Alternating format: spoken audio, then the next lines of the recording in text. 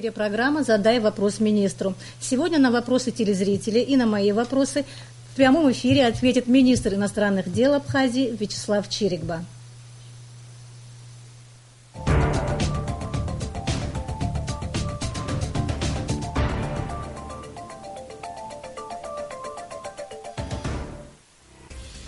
Чирикба Вячеслав Андреевич родился 17 марта 1959 года в городе Гагра. Там же в 1976 году закончил среднюю школу номер 5. С 1977 по 1982 годы обучался на факультете иностранных языков Харьковского государственного университета имени Каразина. С 1982 по 1986 годы продолжил обучение в аспирантуре Института языкознания Академии наук СССР в Москве. Следующие 5 лет работал там же научным сотрудником в секторе кавказских языков. С 1991 по 1996 годы докторант Института сравнительной и описательной лингвистики Лейденского университета в Нидерландах, по окончании которого защитил докторскую диссертацию «Общезападноевропейский язык. Реконструкция его фонологической системы и часть его лексикона и морфологии». С 1996 по 1997 годы был приглашенным исследователем в Королевский институт международных отношений Квингендал в Гааге, Нидерланды. Тема исследования – грузино-абхазский конфликт. С 2000 по 2004 годы исполнитель постдокторального научного проекта «Грамматика саадского диалекта абхазского языка», преподаватель кавказских языков в Институте сравнительной и описательной лингвистики Лейденского университета. С 2005 по 2006 годы работал преподавателем кавказских языков отделения ассирологии Лейденского университета, Лейден, Нидерланды. Работал заведующим отделом политологии и конфликтологии Абхазского института гуманитарных исследований имени Гулия, заведующим отделом геополитики Центра стратегических исследований при президенте Республики Абхазия. С 2004 по 2008 годы советник президента Республики Абхазия по внешней политике. Член Европейского общества кавказоведов, член Международной ассоциации по изучению языков проистории, глава делегации Республики Абхазия на международных женевских дискуссиях по безопасности в Закавказье, председатель комиссии по реализации государственной программы развития абхазского языка. Вячеслав Чирикба – автор множества научных трудов в области языкознания, доктор филологических наук, профессор, действительный член Академии наук Абхазии. С 11 октября 2011 года министр иностранных дел Республики Абхазия.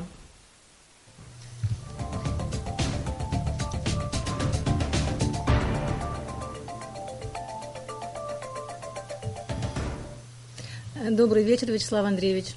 Добрый вечер. Вячеслав Андреевич, первый вопрос, который касается женевских дискуссий, переговоры, которые закончились не так давно. В целом обсуждение прошло в конструктивном ключе, я имею в виду женевские дискуссии по вопросам стабильности и безопасности Закавказья. Но были и моменты, когда Абхазии пришлось, абхазским дипломатам пришлось принципиально реагировать на некоторые политизацию вопросов, так называемых вопросов беженцев. Вот. Расскажите подробнее об итогах вот этих переговоров. Обычно у нас два дня. Это день неформальных встреч, которые очень интенсивные. И там происходит такое кулуарное общение со всеми делегациями. А их там не следующие. Это Республика Абхазия, Республика Южная Осетия, Российская Федерация, Республика Грузия, Соединенные Штаты Америки. И высокие представители Евросоюза, ОБСЕ и ООН. Вот со всеми этими главами делегаций и сотрудниками этих миссий и делегации проводятся интенсивные консультации в течение всего дня практически. Вот. А следующий день это официальные переговоры, где уже происходит, в общем-то, обмен мнениями по повестке дня. Это вопрос безопасности в первой группе, и вопросы гуманитарные во второй группе. Мы работаем в двух группах. Хочу подчеркнуть, что Абхазия присутствует в Женеве, во Дворце наций, ООН, как разноправный партнер переговоров с Грузией и с другими участниками этих дискуссий. Что же можно говорить о этом раунде? Вы знаете, были достаточно мрачные ожидания, поскольку предыдущий раунд закончился, в общем-то, скандалом, которым мы не очень распространялись, но действительно очень было не очень хорошее завершение, и все-таки я думаю, что здравый смысл преобладал, и все стороны поняли, что лучше вести дело к конструктивному обсуждению разногласий, которые между нами есть, и я думаю, что это удалось по общему мнению всех делегаций.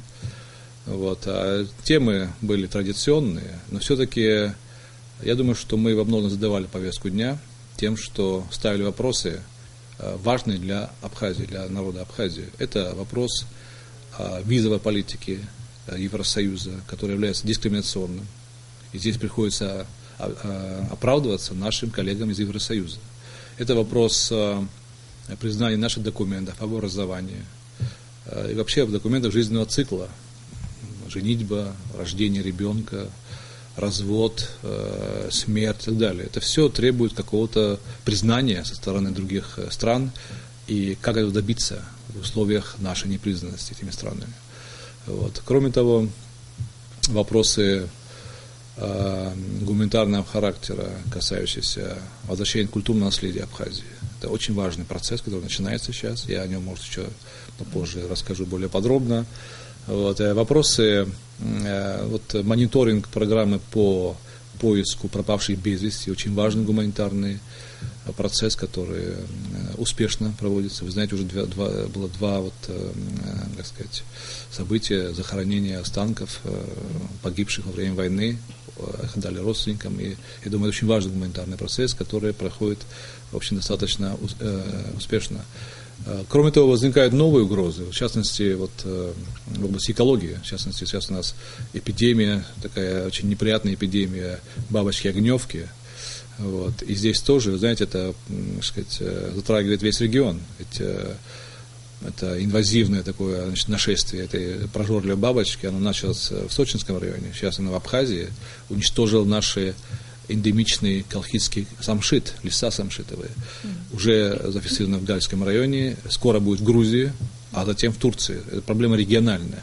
И поэтому мы тоже ставили вопрос, поскольку это тоже часть безопасности, это экологическая безопасность, которая затрагивает все страны региона. Вот. Кроме того, мы обсуждали вопрос, я, кстати, комментировал, ежегодный доклад Государственного департамента США о правах человека в разных странах мира. И там Абхазии тоже место уделено. К сожалению, очень разочаровывающий доклад. Я об этом сказал во время заседания, обращаясь к главе американской делегации. Это Эрик Рубин, он глава департамента Кавказа в Государственном департаменте. И о том, что разочаровывает доклад, поскольку источником информации было грузинское правительство и даже так называемое правительство в изгнании, которое совершенно не служит никакого доверия. И хотя у американцев были все условия для того, чтобы с нами встречаемся каждые 3 месяца практически. Здесь были сотрудники посольства США, могли тоже свои все вопросы, уточнить и так далее. Было очень много. Есть международные НПО, работающие здесь. К сожалению, по докладу такое представление об Абхазии, как какой-то черной дыре, которая отсутствует закон, где нет безопасности для людей и так далее. Я думаю, что это очень такая неприятная, в общем-то, но и не объективный доклад, о чем было сказано. Кроме того, Грузия, у них новая инициатива, МИД Грузии сейчас решил каждые 3 месяца, я думаю, приурочивая к женевским дискуссиям, издавать доклад о правах человека, положении прав человека на так называемых оккупированных территориях, то есть Абхазии и Южной Осетии. И очень жестко мы отреагировали на эту новую, инициативу грузинскую, которая не служит делу диалога и поиска решения выхода из ситуации, а наоборот переводит это в плоскость информационной войны. Все. Поскольку доклад не объективный, совершенно не объективный. Ну что противопоставляет абхазская сторона таким вещам? Лжи мы противопоставляем правду. У нас аргументированная позиция, спокойная, но принципиальная. И у нас очень много фактов. Мы готовимся серьезно к женевским дискуссиям. И я думаю, что мы, выглядим очень подготовленными. Это в обеих группах. Но, вы знаете, это процесс нелегкий, и в том смысле, что слишком далекие позиции сторон. И здесь найти консенсус бывает часто просто невозможно. Тем не менее, мы этого пытаемся достичь какого-то понимания. Особенно нам очень важно убедить партнеров из таких организаций, как ООН, ОБСЕ, Евросоюз, а также американских коллег, которые в общем-то, должны знать правду, вообще-то, и это получается из первых уст практически. Вот как вы считаете, насколько вообще эффективны вот женевские переговоры? Потому что существует мнение, что женевские переговоры как бы ничего для Абхазии не могут предоставить, что участвовать в них нету смысла. Вот скажите ваше мнение на этот счет. Ну, это, я считаю, я не согласен с этим мнением совершенно. Во-первых, мы участвуем в переговорах президент формулирует внешнюю политику, и мы выполняем указ президента. Это не наша воля МИДа или моя личная, естественно. Кроме того, вы знаете, есть вот конвенция Монтевидео 1933 года, которая определяет государство. Что такое государство вообще? 4 признака государства. Территория, население, правительство и внешняя политика. То есть без внешней политики государства нету. Вот в таком понимании классическом. В Женеве обсуждаются вопросы безопасности вокруг Абхазии. Мы что, не должны там участвовать? Мы не должны говорить свою позицию по этим вопросам. Мы обязаны там присутствовать. Это единственный переговорный процесс? Это единственный переговорный процесс, где присутствуют все крупнейшие мировые акторы, все крупнейшие мировые державы, Россия, США и крупнейшие мировые организации ООН, ОБСЕ, Евросоюз во Дворце мира в Женеве. Такую площадку найти, и если этот процесс прекратится, вновь возобновить будет очень-очень сложно. Абхазия имеет возможность регулярно, каждые 3 месяца, выступать в своих позициях по наиболее интересующим ее вопросам. Это многого стоит. Насколько уважительно вот к абхазской позиции, к абхазским дипломатам, может быть, относятся вот в той же Женеве? Я думаю, что это много лет одни и те же люди представляют переговорные вот вещи, да, переговорные процессы. Вот как вам кажется, каково их мнение об абхазской дипломатии, Мне, может, не очень-то об этом удобно говорить, но, знаете, вот у нас хорошая команда, я вам скажу. У нас есть, вообще у меня такой принцип ротации. Есть ядро, а есть все-таки, я стараюсь различных сотрудников наших привлечь к этому процессу, чтобы они увидели, как ведутся переговоры, как строится аргументация, как оппонируется тому, что тебе не нравится. Это очень хорошая школа, знаете, дипломатии. И других вообще таких возможностей у нас нет, к сожалению. И поэтому у нас есть сочетание все-таки ядра переговорщиков и тех, кто часто бывает, вот, как сказать, приезжают участвовать, но и также учиться переговорному процессу. Вот. Но, вы знаете, я слышал вот от наших коллег из Евросоюза, от других делегаций, что очень довольны, что ребята очень информированные, очень подготовленные, конструктивные, спокойные, без истерики, без эмоций, но очень принципиальные. Мне кажется, впечатление очень хорошее от них. Спасибо. Вячеслав Андреевич, созрел у нас первый вопрос, видеовопрос. Первый готов, пожалуйста. Давайте послушаем.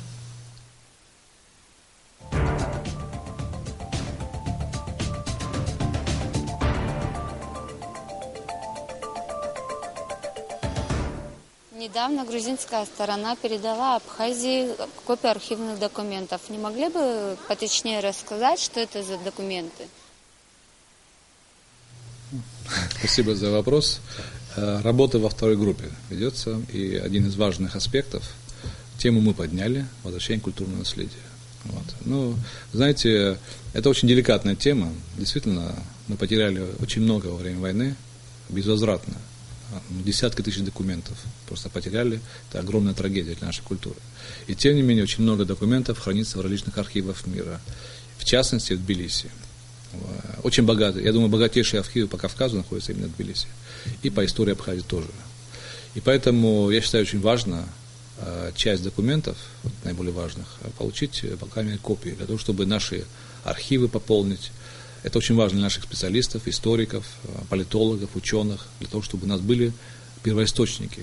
Вот. И создана такая небольшая группа в рамках второй группы женевских дискуссий, которая занимается именно вопросами культурного наследия. Мы стараемся работать все-таки деликатно и процесс не политизировать, чтобы, это только помешает процессу. Вот. И здесь, я думаю, что хороший настрой, и уже вот была передана первая часть документов, мне кажется, уже наши зрители видели уникальные кинокадры, связанные с нашим прежним лидером Нестором Лакоба. уникальные кадры, кадры прихода от первого поезда, строительства Хумской набережной и так далее, других объектов очень важных. Как получилось, простите, что вот они вдруг так пошли навстречу? Ну, понимаете, вопрос, это одна из тем была обсуждение культурного наследия. И, в общем-то, мы, в общем-то, создали список тех, список вот артефактов или документов, которые нам желательно получить было. И, я думаю, пошли навстречу коллеги из Грузии, и я думаю, что это хорошее взаимодействие здесь есть. В общем, передано на данном этапе два диска, DVD с аудио материалами, с видеоматериалами, кинохроникой, и с очень большим количеством архивных документов, касающихся вот периода дореволюционного. Но этот процесс будет продолжаться? Процесс продолжается, да. Кроме того, я хочу сказать о том, что вот в рамках этой программы культурного наследия мы еще подняли вопрос о помощи Абхазии в консервации, реставрации наших памятников архитектуры средневековой, христианской. Вот, в частности, первым в этом этапе у нас был намечен Бедийский храм, это жемчужина архитектуры X века, и храм Лыхнинский. Вот, и вот была делегация, которая в рамках женских искусств, делегация был очень известный профессор итальянский. Вот он приехал и изучил эти два памятника. Вот здесь доклад я принес, вот можете даже показать. Подробный доклад о состоянии памятника с измерениями, с различными исследованиями. Скоро будет вторая делегация, уже приедут 3 или 4 специалиста по этому вопросу, и будет сделан окончательный доклад, который будет содержать рекомендации, как этот памятник реставрировать или консервировать. И вот мы, очень интересно, какие будут рекомендации. Надеемся, что процесс будет продолжаться, и мы можем даже добиться какого-то финансирования вот этого проекта по реставрации жемчужин. Это памятники мирового значения, Бедийский храм, Лыхнинский храм. А потом будем работать также над другими храмами, это Моковский храм и другие. Так что это очень важная программа. Спасибо, Вячеслав Андреевич. Следующий вопрос. Для абхазской дипломатии одной из главных задач – это добиться от Грузии подписания договора о неприменении силы. Руководство Грузии уже много лет подряд уходит от этого вопроса под разными предлогами, но и Абхазия остается апеллировать к международному сообществу. Да? Скажите, пожалуйста, находит ли отклик позиция Абхазии в этом вопросе в Европе или в Штатах?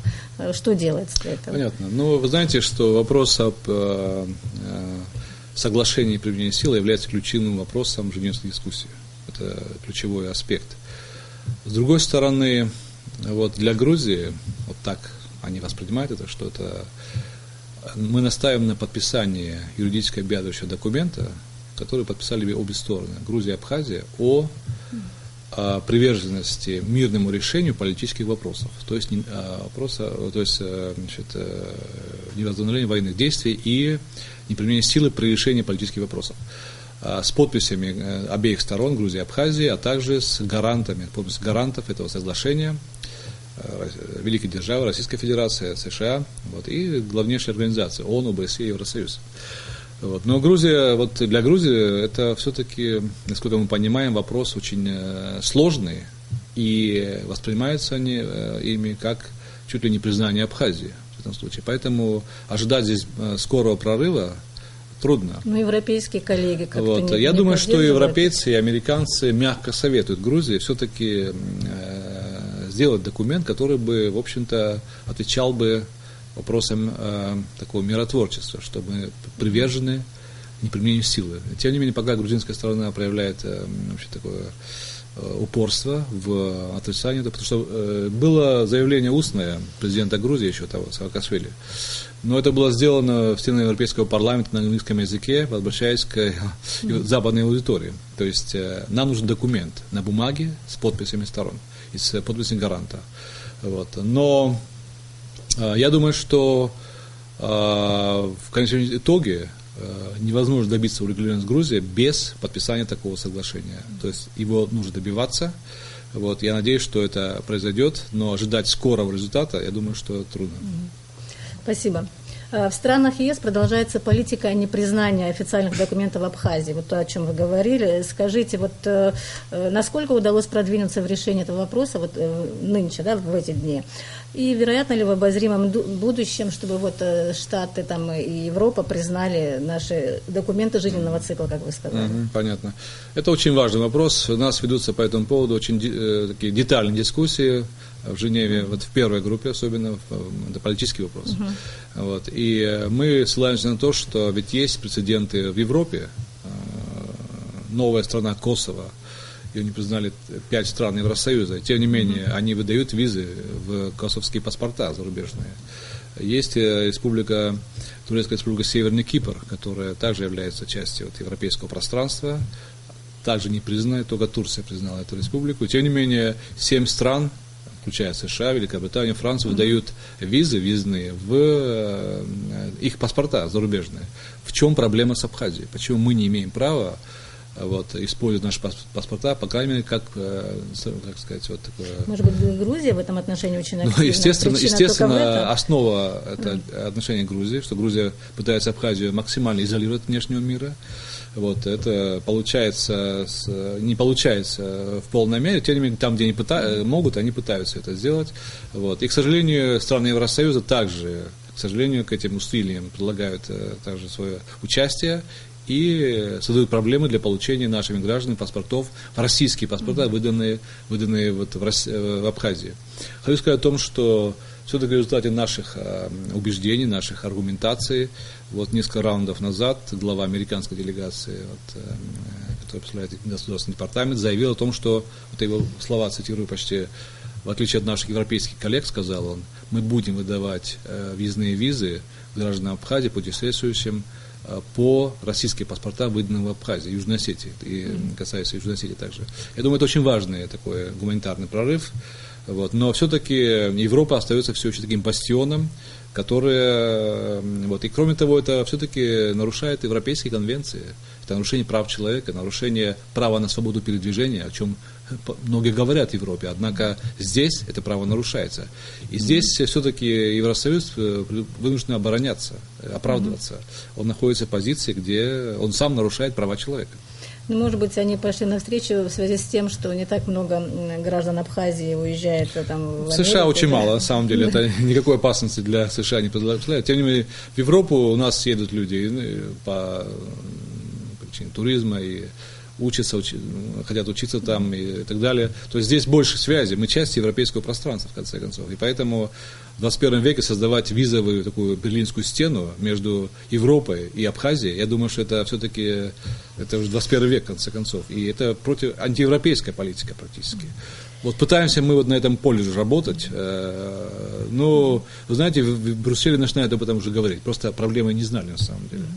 И надеемся, что в конце концов наши аргументы будут приняты. Спасибо. Извините, я добавлю то, что в принципе мы считаем, что нам необходимо получать визы в абхазские паспорта зарубежные. То есть как государство Абхазия имеет свои собственные паспорта, и мы настаиваем, чтобы и в абхазские паспорта, даже если страна нас не признает, мы признавали как средство для, так сказать, там, где можно ставить визу. Но пока это еще процесс находится в таком процессе обсуждения. Да? Понятно. А для всех футбольных болельщиков страны стало неприятным сюрпризом, вот, что правительство Венгрии отказало там выезд нашей футбольной команды, которая не среди других команд, которые не представлены в ФИФА. Но впоследствии представителям этой организации, там они заявили, что следующий чемпионат будет проведен здесь уже в Абхазии. Но тем не менее вопрос не об этом, вопрос о том, вот насколько для нашей Абхазии, да, престижно вот быть в той же категории стран, вот в той же организации, как вот Лапландия, Окситания. Не принижает ли это политического статуса Абхазии? Может быть? Знаете, все-таки это спорт, да, и здесь товарищеские матчи вот на этих, я думаю, что это право самих футболистов и команд решать, где им выступать, где не выступать. Здесь государство не имеет никакого, как сказать, такого голоса. Я думаю, что это их право. И если они хотят выступать, они должны иметь возможность выступать. И, конечно, это вопиющий факт, когда не политическое мероприятие, футбольный матч. Вот, и Венгрия так вот неожиданно агрессивно отреагировала, даже пригрозила депортации, с применением полиции. Это просто удивительно просто. Это 21 век, в конце концов, мы живем в новом измерении. И может, она таким образом о себе заявляла. Заявляла о себе и выделила такие солидарность вот с этой. Кто-то хочет быть больше грузинами, чем сами грузины, честно говоря. Поэтому мы об этом очень много вот говорили в Женеве, и я обратился напрямую и к сопредседателям и просил их высказать свое мнение, официальное заявление по этому поводу сделать, их отношение к праву граждан Абхазии на свободу передвижения. А также обратился к главе офиса Европейского союза на Южном Кавказе, господину Зальберу, который является сопредседателем, о том, чтобы он тоже свое мнение высказал, поскольку это, в принципе, это территория, которая как бы под его мандатом, да, вот, и Абхазия является частью Южного Кавказа. Почему часть граждан Южного Кавказа не имеет права выступать в футбольным матчем, где они хотят, если у них есть виза, скажем. Ну вот здесь, конечно, много было оправданий, но очень неубедительных. Я надеюсь, что матч футбол пройдет в Абхазии очень так успешно, и мы покажем всем, что мы можем встречать гостей со всего мира. Там и команды Шотландии, там команды Каталонии и других стран. Там у них статус не совсем независимых государств. Это товарищеские матчи, ничего страшного. Это же не между государственными матчами, это между футбольными командами, ничего страшного нет. Я думаю, что это расширяет число наших друзей во всем мире. Так что мне кажется, спорт и культура должны объединять людей. Спасибо. Перейдем к взаимоотношениям с нашим стратегическим партнером, с Российской Федерацией. Между МИД Абхазии и России был подписан меморандум. Он звучит так: о механизме реализации скоординированной внешней политики. Согласно этому документу, стороны будут проводить активные мероприятия совместные. Вот. Расскажите, как происходит реализация этого документа и довольны ли вы уровнем и характером взаимодействия с МИД России? Ну, мне такое ощущение, что это один из наиболее удачных таких хороших примеров взаимодействия ведомств обеих стран, родственных ведомств. И у нас прекрасный личный контакт и с главой МИДа СССР, Российской Федерации, Сергеем Лавровым, и с другими, кстати, заместителем Лаврова Карасиным, с членом отделом СНГ. Очень хороший уровень взаимоотношения, взаимодействия и хороший уровень понимания друг друга. Какие внешнеполитические мероприятия совместные? У нас проходят консультации регулярно по различным аспектам нашей совместной деятельности. Вот. Россия взяла на себя обязательства, вы знаете, по договору между Республикой Абхазия и Российской Федерацией, который подписан в 2016 году. 4-я статья говорит о том, что Россия будет помогать Абхазии в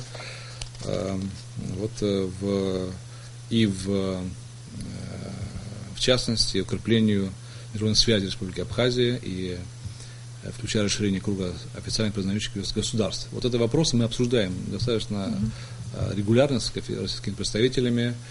Вот. И недавно прошли целый ряд встреч в рамках этой реализации этого механизма, о которых пока нам трудно говорить публично. Тем не менее, были встречи очень интересные в Москве с представителями ряда стран, которые мы даже намереваемся туда приехать в скором будущем. У нас очень хорошее взаимодействие, и в Женеве тоже мы выступаем таким единым идеологическим фронтом. У нас очень хорошее взаимодействие. Вот. Я думаю, что здесь пример такого, мне кажется... А что еще планируется после подписания меморандума этого? У нас происходят консультации, в частности, наш посол участвует регулярно в встречах с соответствующим отделом МИДа России. Здесь вопросы такого взаимодействия регионального, и также международного. Они, в общем-то, кстати, очень важный вопрос, связанный с нашим взаимодействием и с меморандумом тоже, о том, как действовать в отношении тех людей, которые не получили гражданство российского. Да? Мы это обсуждали во время встречи в Москве с Сергеем Ильичем Лавровым. И Россия, это является статьей 13 договора о том, что Россия будет способствовать получению упрощенного механизма получения российского гражданства граждан Абхазии, те, кто не получил. И после встречи в Москве я послали ноту господину Лаврову о том, чтобы с просьбой возобновить механизм, это же не создание нового механизма, а возобновление механизма упрощенного порядка получения российского гражданства. Я думаю, что это это будет успешное мероприятие, и, надеюсь, наши граждане получат российское гражданство в ближайшее время. О сроках? В сроках трудно сказать, поскольку все-таки там требуется взаимодействие с несколькими ведомствами Российской Федерации, да. Но я надеюсь, что МИД России, он, координирует всю эту позицию, все это мероприятие, и надеюсь, что, мне трудно сказать реальные сроки, но они будут недолгими, я думаю. Спасибо. Обратимся к внутриполитической ситуации. Когда в Народном собрании возникла острая проблема, полемика, дискуссия вокруг подписания соглашения между МВД России и МВД Абхазии, МИД воздержался от каких-либо комментариев. Чем объясняется такая позиция МИДа и в чем, на ваш взгляд, кроется причина вот такой полемики, вот такого обострения, как вы думаете, вокруг этого документа? МИД не обязан комментировать обсуждение между ведомствами России и Абхазии проектов соглашений. Я думаю, что мы знаем, что этот проект был основан на статье 10 договора 2014 года, где предполагается создание координационного центра МВД с участием обеих сторон на паритетной основе. И МИД Абхазии высказал свою экспертную оценку, дал экспертную оценку, наши юристы этим проектом. И мы участвуем в обсуждении, но это все-таки дело между МВД двумя странами. Знаете, что мне кажется, здесь в 10 статье договора, мне кажется, очень четко все расписано то, что должно быть. И никто нас не заставляет подписывать то, что мы не хотим подписывать. Здесь уже многие вопросы решены, и надеюсь, что этот центр, когда он будет создан, будет отвечать интересам обеих сторон. Мне кажется, что это вопрос времени, да, в ближайшее время, когда будет создан этот центр, и он будет очень важен для Абхазии, поскольку поможет нам справиться с некоторыми сложными вопросами, связанными с внутренними проблемами. Спасибо. Сейчас вопрос о границе между Россией и Абхазией.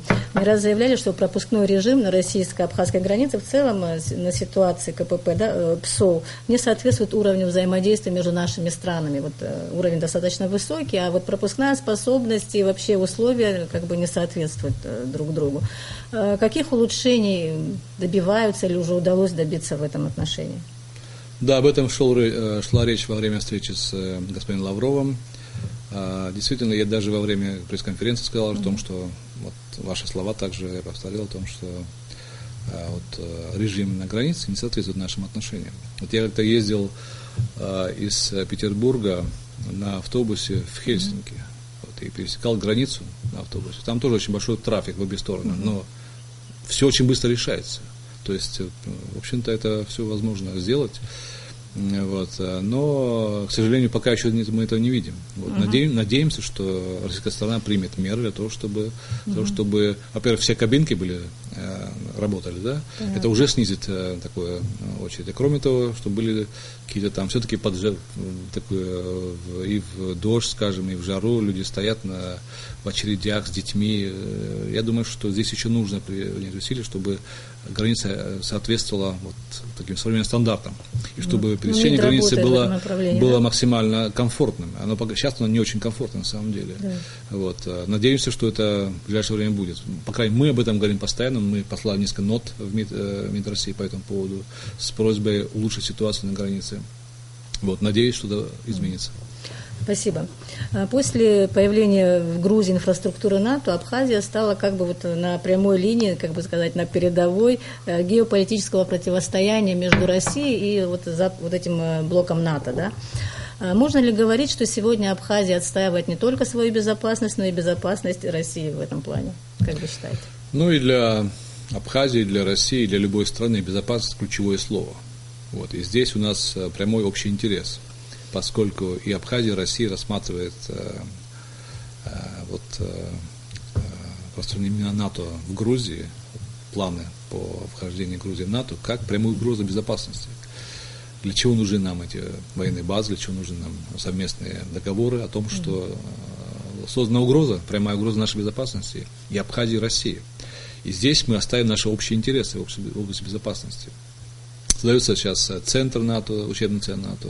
То есть расширяется взаимодействие Грузии с НАТО. К сожалению, грузинское руководство не следует примеру таких стран, как Азербайджан, Армения, которые все-таки воздерживаются от участия в блоках, и военных блоках, имею в виду. И здесь попытки все-таки привлечь НАТО, базу НАТО на Кавказе, это является очень таким большим дестабилизирующим таким фактором, который является прямой угрозой всем нам, и Абхазии, и России. Поэтому здесь общий интерес у нас есть, и мы принимаем меры для того, чтобы эту угрозу минимизировать. Как в плане геополитики меняется позиция Абхазии и России в связи с тем, что НАТО там появилось? Все глобализируется. У нас есть проблема с Сирией, проблема исламского радикализма, есть проблема распространения этого исламского государства, да, которое так называемое, которое уже покрыло территорию Ирака и Сирии. Есть другие проблемы, терроризма международного. То есть здесь мы находимся, в общем-то, в том же положении, как другие страны. И геополитика, конечно, также разделяет, и Кавказ разделяет на несколько таких частей. Но у нас очень тесная связь с Российской Федерацией, это наш стратегический партнер. И это, в принципе, основа для нашей безопасности. А Грузия находится на другой стороне баррикад, и это является фактором дестабилизирующим. И поэтому здесь, я думаю, что Абхазия находится на переднем крае борьбы, этой такой идеологической борьбы, информационной борьбы и геополитической борьбы между все-таки Западом, представляем НАТО, и Российской Федерацией. Спасибо. Власти Абхазии в разное время подвергались критике за якобы недостаточное противодействие стратегии Грузии, вовлечение через сотрудничество.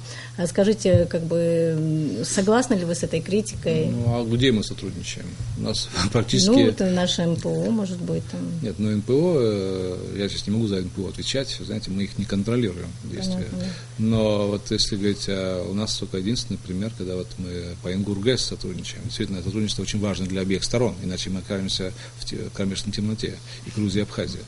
А в отношении других аспектов, международные НПО здесь работают, здесь наши НПО активно участвуют в различных обсуждениях. Я думаю, что они доносят правду об Абхазии на различных площадках.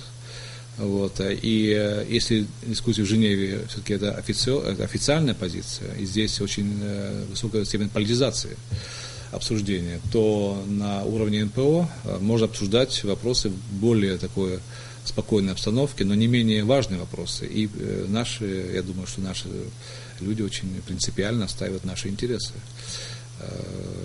Здесь мне нет сомнений. Спасибо. Давайте послушаем еще один вопрос. Пожалуйста. Нашего телезрителя.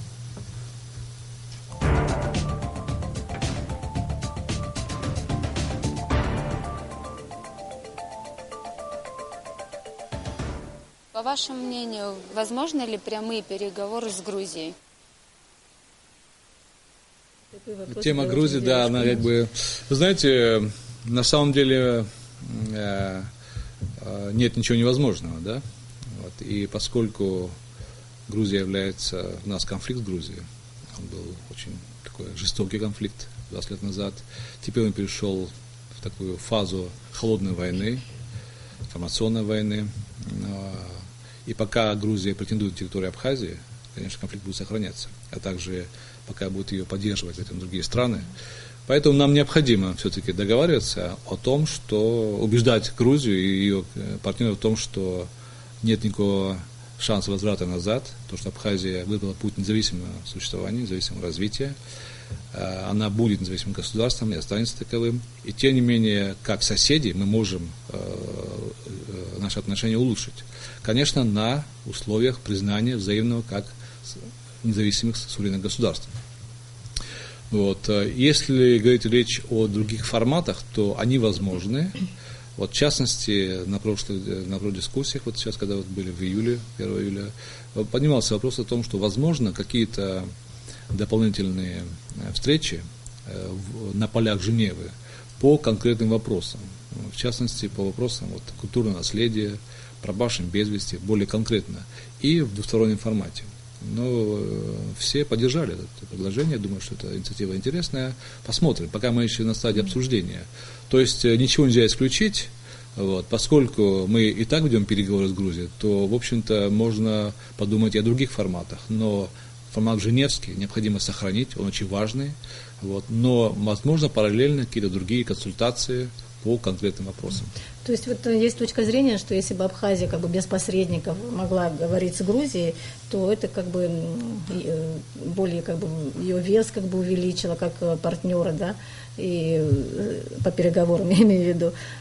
Как вы это считаете? Вы знаете, если будет стоять вопрос о прямых переговорах между Абхазией и Грузией, да, то возникает два вопроса. В каком качестве будут стороны? То есть здесь должно быть четкое понимание статуса переговорщиков, то есть статуса делегации Абхазии и Грузии, какой он будет. Он, конечно, должен быть равным, но какой он должен быть, это вопрос переговоров тоже. И второй вопрос тематики переговоров. О чем говорить? Тоже нужно решить.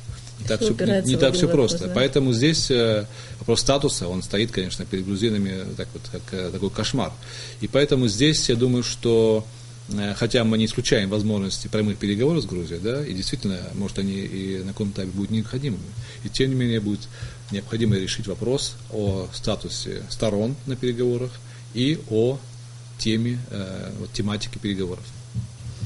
А как идет сотрудничество МИД Абхазии с Комитетом по репатриации? Планируются ли какие-нибудь акции, типа той, которая прошла где-то года 2 назад, я имею в виду, когда из Сирии приехало очень много людей? Что планируется? У нас очень хорошее взаимодействие и с руководством, и с сотрудниками. У нас отдел, вы знаете, Турции Ближнего Востока, который на прямой связи всегда с Комитетом репатриации. Часто наши действия параллельны. И в частности, в этой очень важной гуманитарной акции, которую провели в прошлом году с нашими сирийскими соотечественниками, абхазами из Сирии, я думаю, что хороший пример взаимодействия Комитета репатриации и МИДа Республики Абхазия. Наш сотрудник, сейчас он является представителем Абхазии в Турции, и Наргизбе, он и Тенгиз Дарба, начальник отдела информации, летали в Дамаск, и в Бейрут, и практически руководили процессом фрахтования. Также заместитель министра иностранных дел Рали Хидба тоже большое участие принял в этом деле. И Комитет репатриации, и российское посольство, и российские ведомства. Очень большой круг людей был, и ведомств был вовлечен в этот процесс. Зафрахтовали два рейса, и очень удачно получилось, так что около 500 человек повезли из Сирии, наших соотечественников, которые сейчас живут в Абхазии. Я думаю, что это очень большая, первая в таком роде гуманитарная акция Абхазии за рубежом. Так что у нас хорошее взаимодействие, и мы надеемся, что оно также будет. А сейчас какие-то конкретные планы обсуждаются в этом? В плане сирийцев, вы знаете, в плане Сирии пока у нас контакт с сирийским руководством через посольство в Москве, а также напрямую. Но таких больших акций пока мы не планируем, поскольку, кстати, большинство людей приехало уже. Но часть людей приезжает другим способом, то есть через Турцию, может, или через Москву приезжают. Так что пока мы не планируем таких больших акций. Скажите, в ходе вашего последнего визита в Турцию вы провели встречи с турецкими политиками и бизнесменами. А каковы результаты этой поездки? Расскажите о них. Турция – это очень крупная держава, наш сосед, и второй после России торговый партнер Абхазии. Кроме этого, в Турции проживает большая часть абхазского народа. То есть абхазский народ разделен, и большая часть проживает в Турции, вы знаете. По крайней мере, 2 раза больше, чем в Абхазии, если нет. Поэтому здесь очень много аспектов, которые нас связывают с этой страной. И кроме того, очень близко, через море, это 300 километров, в общем-то. Турция, знаете, я бываю в Турции с 91 года. По работе занимался языком, диалектами абхазскими в Турции, узбекским языком занимался. И эта страна очень динамично развивается. То, что я видел в 91 году, и сейчас 2 разные страны. То есть произошел такой бум, можно сказать, экономический, и страна очень, очень сильно поднялась. В плане связи, моя поездка показала то, что большой резерв существует. То есть, хотя отношения в Турции на всех уровнях, и на уровне политическом, на уровне человеческом, к Абхазии очень доброжелательно. Это вот самое приятное, то, что вот можно вынести из моей поездки. Очень доброжелательная. Вообще абхазы и черкесы очень котируются в Турции, к ним относятся с большим уважением. Это часть турецкого общества, но такая активная часть, и я думаю, что это тоже такой гуманитарный мост между Абхазией и Турцией. Были встречи с политиками турецкими, были встречи с депутатами парламента, вот, и с членами диаспоры, естественно. Встречался с главами нескольких холдингов, которые большой интерес к Абхазии представляют, просто, так сказать, выражают в области отношений экономических. Вот, в частности, гидроэнергетика очень интересует их. Ну и туризм, строительный бизнес, сельское хозяйство, вложения, инвестиции. В Турции очень много сейчас денег. Вы знаете, в Турции откладывает средства. Вот недавно вложили 500 миллиарда евро в Европу, в Западную Европу. Турция инвестирует в Африку, в Латинскую Америку. Так что я думаю, что перспективы хорошие для, значит, взаимодействия на уровне экономическом. Были недавно выборы, вы знаете, в начале июня были в турецкий парламент, и целый ряд абхазов этнических прошло в парламент, стало депутатом, мы их поздравили. Тоже наш такой ресурс политический. Я думаю, что у нас там работает очень активно наше представительство в Стамбуле, там 2 сотрудников наших. И хорошее взаимодействие, я думаю, что он будет повышаться. Но, тем не менее, было очень обидно, когда Турция подписала резолюцию о возвращении беженцев, которую предложила Грузия последний раз. Вот. Она лет 8, по-моему, отказывалась подписать. Это в первый раз, году, подписала. такой... И вот как вы думаете, в чем причина? Ну, это трудно сказать, поскольку мы сделали запрос в МИД Турции, да, в чем изменение позиции Турции. Но такого прямого ответа не было, на самом деле. Вот. Я не буду сейчас по этому поводу, так сказать, делать предположения, но все-таки это не очень такая приятная вещь. Но я надеюсь, что ситуация выпрямится все-таки.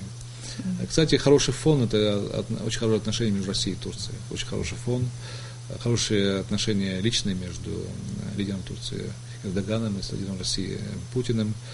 Встречались неоднократно. Хорошие планы в области атомной энергетики, в области транспорта газа. Я думаю, поэтому это для нас тоже, знаете, хороший фон для развития наших отношений. Спасибо. Многие эксперты полагают, что одним из наиболее перспективных проектов в настоящее время могло быть открытие транскавказского железнодорожного сообщения через территорию Абхазии. Как вы оцениваете вероятность прогресса в этом направлении и готова ли абхазская сторона к переговорам по этому вопросу? И вообще интересен ли сам вот этот проект для Абхазии, как вы считаете? Это хороший вопрос, конечно. Было недавно исследование, которое финансировала International Alert, такая организация, о экономической состоятельности этого проекта. Но они посчитали, сейчас наши эксперты участвуют в этом проекте, что через 100 лет окупится. Но я не согласен с этим. Все-таки это, во-первых, не все измеряется в финансах. Есть и вещи, которые важны в политическом плане и в геополитическом плане. Ведь речь идет о том, что Армения изолирована. Это очень важно для Армении, для российской базы в Гюмри, Армении. То есть здесь очень важные вещи, которые нельзя измерить лишь финансами. Кроме того, я не согласен с тем, что она купит через 100 лет, потому что речь идет о интенсивности трафика все-таки, грузов. Да? Это нужно посчитать хорошо и объективно. Финансировали проект американцы и Азербайджан, которые против этого проекта. То есть здесь тоже вопрос возникает объективности. Насколько нам нужна железная дорога, вопрос тоже такой непростой. В общем-то, не очень нужна, в общем-то, напрямую, то есть она для нас не критична.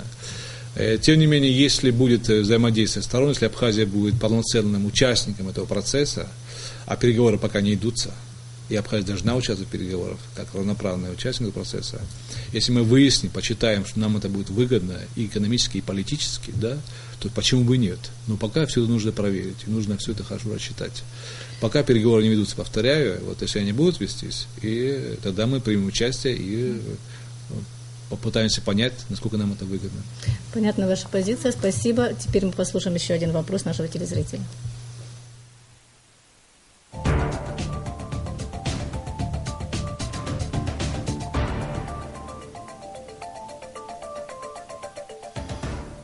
Нас признали ряд стран, в том числе Никарагуа и Венесуэла. Помимо дипломатических связей, у нас устанавливаются какие-нибудь культурные отношения?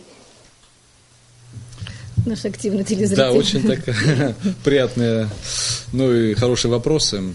Насчет у нас отличные отношения, очень братские, я скажу, теплые отношения с руководством Венесуэлы и Никарагуа.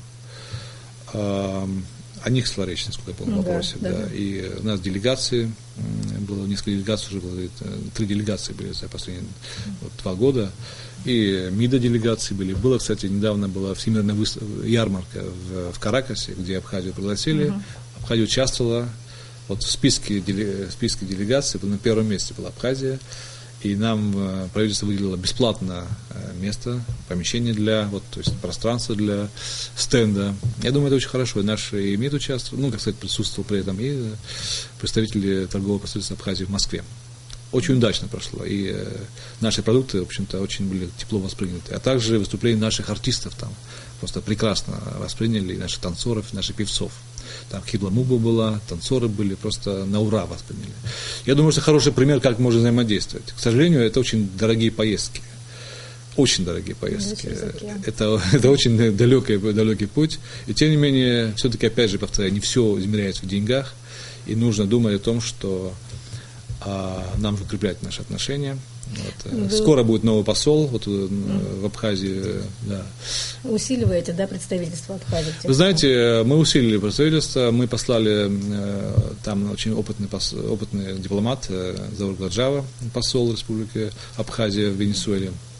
Мы послали еще 2 дипломатов, которые уже знают, выучили испанский язык, активные, молодые такие, энергичные ребята, которые помогут нашему послу заниматься дипломатической деятельностью и, так сказать, контактами с венесуэльским обществом на всех уровнях, а также с другими дипломатами, которые находятся в Каракасе. Наша важная цель – открытие офиса посольства в Манагуа. Очень важно, поскольку это другой регион немножко, и там другие связи, другие друзья. К сожалению, пока финансы не позволяют это сделать, я очень надеюсь, что мы найдем средства, чтобы открыть очень важное для Абхазии посольство, хотя бы небольшое посольство в Манагуа, потому что нам необходимо добиваться признания, и в частности в Латинской Америке. Без присутствия там это сделать очень трудно. Понятно. Спасибо. Теперь вопрос о концепции внешней политики Абхазии. Скажите, пожалуйста, создается она, создана, и в чем должна быть ее суть?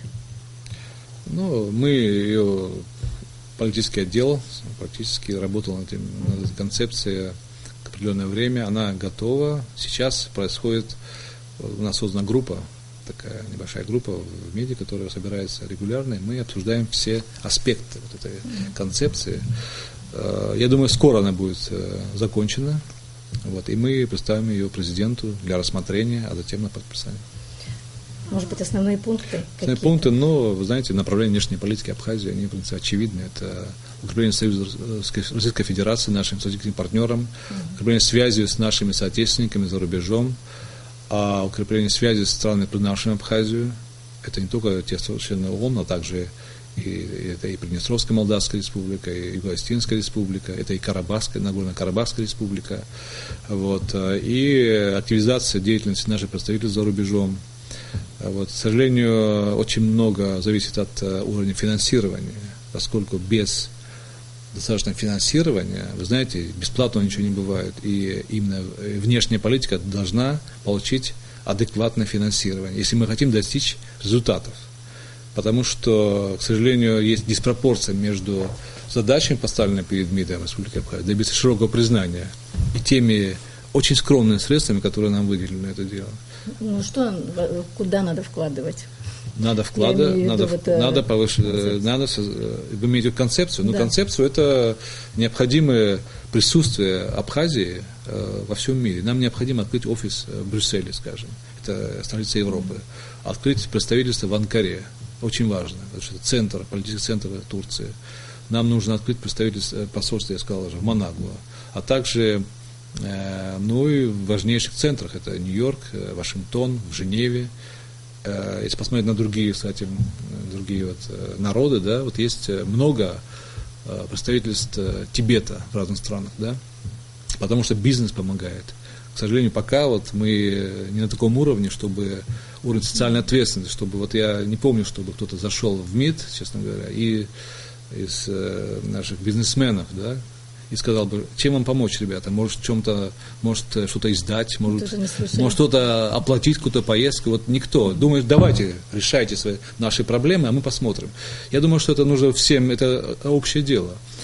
А если говорить о концепции, я думаю, что она должна отвечать всем интересам Абхазии как государства, полноценного государства, и детально прорабатывать все направления внешней политики. Вот, чтобы они были изложены четко и на бумаге. Вот. Я надеюсь, что это вопрос недолгого времени, когда мы закончим этот текст и дадим его президенту. Спасибо.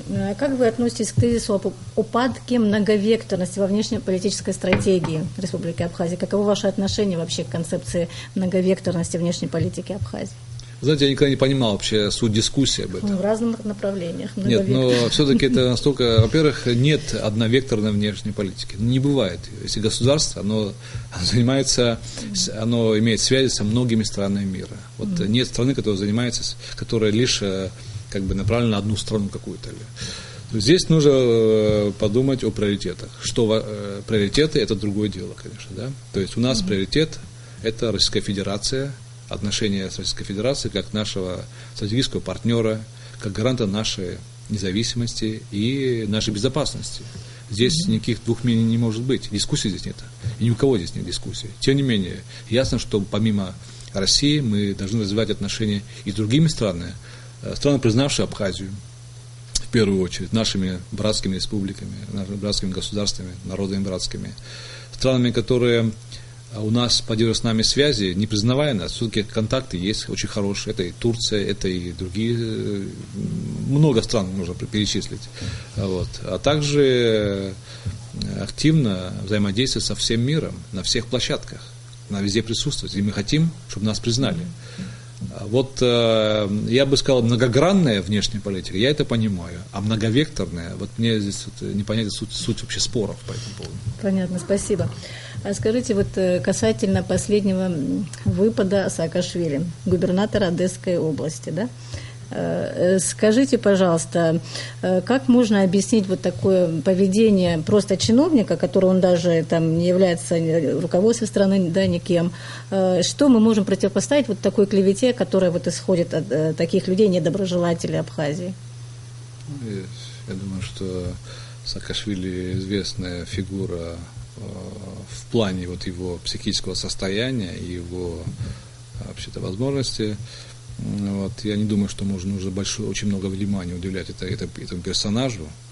Вот, конечно, он персонаж дискредитированный, и в Грузии он разыскивается. То есть он не может на родину приехать. О чем это можно говорить? Но, тем не менее, президент Украины как-то не отреагировал на все эти высказывания. Да. Знаете, вот у него много высказываний. В частности, вот было его интервью каналу Евроньюс, когда он еще был президентом. И его спросили об Абхазии. И спросили, а вот там же есть демократия? И он сказал, да, каннибальская демократия. Он назвал нас каннибалами. Но о чем можно говорить с этим человеком? Это военный преступник, который поливал из града мирный город Схинвал, уничтожил много людей, много разрушений. Это военный преступник. И поэтому место ему в трибунале в Гааге. То есть вы считаете, на такие выпады никогда не стоит обращать внимание, будь то Саакашвили, будь кто-то из тех, кто поддерживает? Много чести. Понятно ваша позиция. Приходилось слышать критику МИД за то, что Абхазия якобы недостаточно взаимодействует с Приднестровской республикой. Вы скажите, пожалуйста, так ли это? Я не понимаю, откуда эта критика исходит, я не слышал такой. Но сейчас она в такой вот как бы двоякой ситуации. У нас прекрасные отношения с нашей братской республикой, Приднестровской Молдавской республикой. У меня прекрасные отношения с главой МИДа Ниной Викторовной Штански, которая бывала здесь неоднократно. Вот. Наша делегация регулярно бывает в Приднестровье. Приднестровцы регулярно к нам приезжают. Недавно была делегация из Бандер, вы знаете. Вот. И говорить о том, что мы плохо взаимодействуем, мне кажется, это все-таки большое преувеличение. У нас есть представительство Республики Абхазия в в Тирасполе. Очень активный Александр Атаман, очень активный наш дипломат. Есть планируем обновить список и скоро его соберем. Очень важно получать такие сигналы от различных экспертов о том, во-первых, насколько успешна наша деятельность. И мы очень открыты к критике. Нам очень интересна конструктивная критика. Там, где есть узкие места, мы готовы услышать это и вместе обсудить, как мы можем эти узкие места, в общем-то, исправить. Никто не безгрешен, здесь необходимо просто хорошее взаимодействие. Самое важное — конструктивизм и доброжелательность. Критику огульную, очернение я не признаю, честно говоря, я не принимаю ее, потому что это касается нашего государства. Это важнейший государственный институт МИД Республики Абхазия. И здесь ерничание или, допустим, злорадство по поводу каких-то проблем, оно неуместно, потому что это касается всего нашего общества. Помочь — пожалуйста, будем очень довольны, будем очень рады. Злобствовать по поводу каких-то проблем, я думаю, что это недостойно. Спасибо. Давайте послушаем с вами еще один вопрос. Пожалуйста.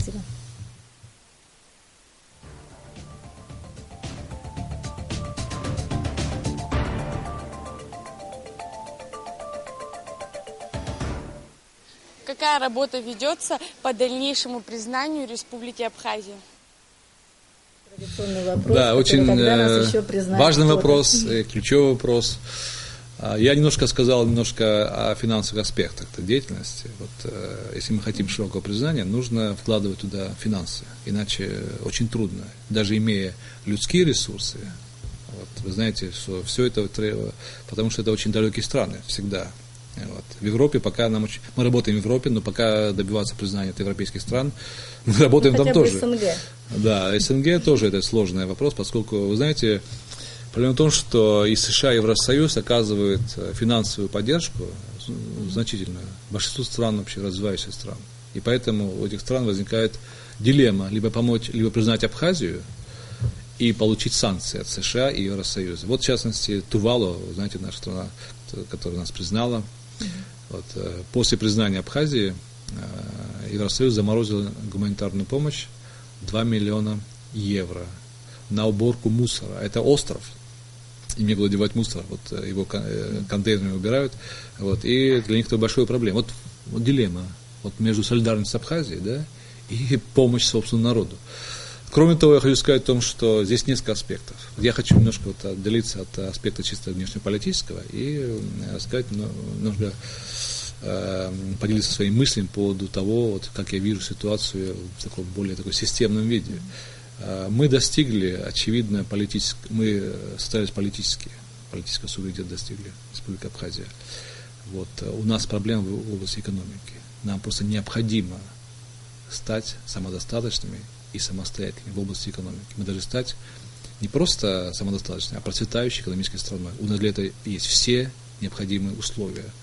Очень активное население, и все ресурсы необходимые для этого. Мы должны доказать не только миру, но и себе, что мы можем себя содержать, что мы можем построить процветающее экономическое государство.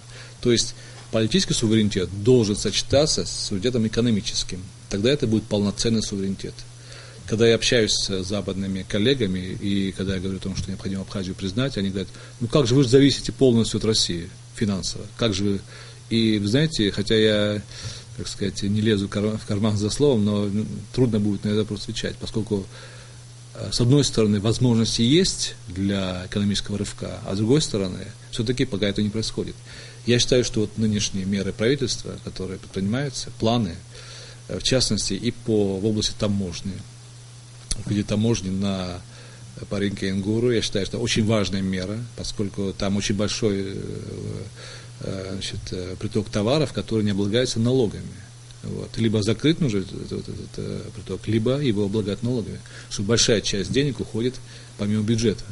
Это касается и наших портов, это тоже касается вообще всех пунктов таможенных, а также всех объектов. Мы говорим часто о нефти, ведь можно сделать аналогию, что каждый наш санаторий, пансионат и таможенный пункт – это нефтяная вышка, которая должна давать государству бюджетные деньги. Надо сделать так, чтобы эти вот эти вышки нефтяные, да, вот так образно выражаясь, полностью всю вот выручку от таможенных давали в бюджет государства. Тогда мы станем богатыми. И тогда мы можем сказать о том, что мы достигли полноценного суверенитета. До сих пор это не произошло. Я считаю, что очень важные меры, которые сейчас по ужесточению налогового законодательства, не в плане удушения предпринимателей, нет, это наоборот нужно создавать льготы для предпринимателей. И все-таки пытаться добиться того, чтобы было хорошее, вот, значит, чтобы люди платили налоги с прибыли. Это важная задача государственная. Теперь возвращаемся к вопросу признания Абхазии другими странами. Планируется ли в ближайшее время? Ну, понимаете, опять же, вот знаете, я хочу сказать, что немножко-то, опять же, я отвлекусь, вот от меня требует какого-то, вот, мы ведем переговоры с другими странами мира. Я встречался последние несколько лет с президентами, с министром иностранных дел, я говорю, что в Африке и другими странами, в других странах. И также сейчас идет диалог с рядом стран. Я не могу сказать, когда произойдет признание, поскольку это вопрос очень сложный на самом деле. Ведь даже признание России и Абхазии, оно все-таки нам пришлось ждать, это процесс. И мы находимся в этом, как сказать, сейчас тоже в этом процессе, когда нам приходится убеждать другие страны. Вот, и нам помогает Россия, конечно, при этом очень в контактах и так далее. И тем не менее, это все-таки непростой процесс. Вот. Но я хочу сказать о том, что, по крайней мере, одно признание я предугадал. Вот, я хочу показать свою статью в Чегемской правде от 2 мая 2006 года. В 2006 году вот, я написал вот здесь в конце своей статьи, которая посвящена праву народного самоопределения, о том, что решающую роль в процессе признания будет принадлежать России, и о том, что интуиция мне подсказывает, что признание может случиться в 2008 году. Сейчас вот таких прогнозов Таких прогнозов мне очень трудно сделать сейчас, поскольку, вы знаете, ситуация очень жесткая со стороны, очень жесткие меры со стороны США и Евросоюза. Ведь вы помните, когда после признания России какие-то были шаги со стороны и Белоруссии в области признания, потом ждали, что Казахстан последует. Потом был окрик грозный из Евросоюза, из Вашингтона. Пригрозили санкциями. И это, конечно, все-таки повлияло, к сожалению. Так что проблема она стоит. Мы работаем, я бы сказал, ежедневно. У нас контакты с разными странами на ежедневном уровне. Это вопрос, кстати, и финансирования тоже. Поездок, встреч, обмена делегациями. Это все требует все-таки лучшего финансирования. Я оптимист. Я надеюсь, что другие страны нас признают, это будет скоро, и тем не менее какие-то прогнозы в плане конкретных дат мне трудно сделать сейчас. А какие главные задачи ставит перед собой министр иностранных дел Абхазии в ближайшее время? В ближайшее время? Да. Вы знаете, есть, с одной стороны, такая рутина, это обычный такой ход работы МИДа, это обмен нотами, это прием делегации, это какие-то конференции, это переговоры в Женеве, конечно же, да. Но есть вещи, которые все-таки нужно создавать. Это и новостные сюжеты, это и новые связи, новые контакты. У нас хорошие ребята, мы прекрасный такой креативный коллектив в МИДе, молодые, грамотные, хорошие специалисты своего дела. И мы постоянно думаем, что нам нужно сделать. В частности, неплохо получилось с интернетом. Мы создали сайт МИДовский на 9 языках, такого никогда не было. Туда арабского, сейчас планируем на китайском языке сделать. В общем, мы часто думаем, что нам сделать более эффективно, более интересно. И конкретно мне трудно сказать о том, что мы сейчас планируем. Тем не менее, всегда происходит нечто. Сейчас планируем, скоро будет поездка в Южную Осетию, кстати, открытие нашего посольства. Тоже это интересное такое будет впервые такое событие. Откроем посольство в Южной Осетии. Мне кажется, в Цхинвале, это, думаю, хороший будет такой повод, политический и новостной. В общем, стараемся, чтобы чтобы работа была такая не закисала, чтобы мы думали о новых путях. Какие-нибудь поездки еще, кроме Южной Осетии, планируются, предполагают? Да, мы планируем, вы узнаете, в общем-то, планируем очень важную такую делегацию, планируем в один из регионов мира, Вот, у нас уже идут по этому поводу консультации. Вот, в Москве встречались с членами правительств ряда стран этих регионов. И надеемся, что мы сможем до лета даже послать нашу делегацию в целый ряд стран. Вот. Так что вы об этом узнаете, когда это произойдет. Заранее мы не хотим ничего говорить, поскольку, вы знаете, довольно сложная атмосфера вокруг, и Грузия, и западные страны, они все очень зорко следят за нашими действиями, и там, где могут, мешают нам. Вячеслав Андреевич, у нас еще один вопрос пришел на электронную почту. Вот такой гражданин Калашников, он задает такой вопрос: можно ли по абхазскому загранпаспорту поехать в Европу и когда, если нет? Да, хороший вопрос. Вот об этом мы постоянно говорим в Женеве, о том, что мы должны иметь право путешествовать по абхазскому заграничному паспорту. Нам и по абхазскому не разрешают, и по российскому у нас проблемы создают. Так что, кстати, есть инициатива со стороны ОБСЕ о создании такого нейтрального паспорта, выданного ОБСЕ, который бы не только для Абхазии и Южной Осетии, но и для вообще всех зон конфликта, таких похожих с нами, где проблемы с визами, проблемы с признанием. Но пока это только проект. А в принципе мы настаиваем на том, чтобы абхазские паспорта зарубежные ставили визу. К сожалению, это нас немного сам признал, но тем не менее у нас есть соглашение с, разными странами, которые нас признали о безвизовых поездках. И надеемся, что когда будет время, когда мы сможем по абхазским паспортам путешествовать по всему миру. Спасибо, Вячеслав Андреевич. Спасибо, что пришли к нам на передачу, ответили на наши вопросы. Пока это все. До свидания. Спасибо большое за интерес. До свидания. Уважаемые телезрители, в нашей передаче принимал участие министр иностранных дел Абхазии Вячеслав Черикба. В следующую пятницу, 24 июля, гостем нашей студии будет министр по чрезвычайным ситуациям Лев Квициния. Присылайте ему свои вопросы по электронной почте вопрос.министру@gmail.com. Также вы можете задать ему видео-вопрос. Запись будет проходить на Сухумской набережной у Колоннады в четверг с 6 часов до 7 часов вечера. А я прощаюсь с вами. Всего доброго. До свидания.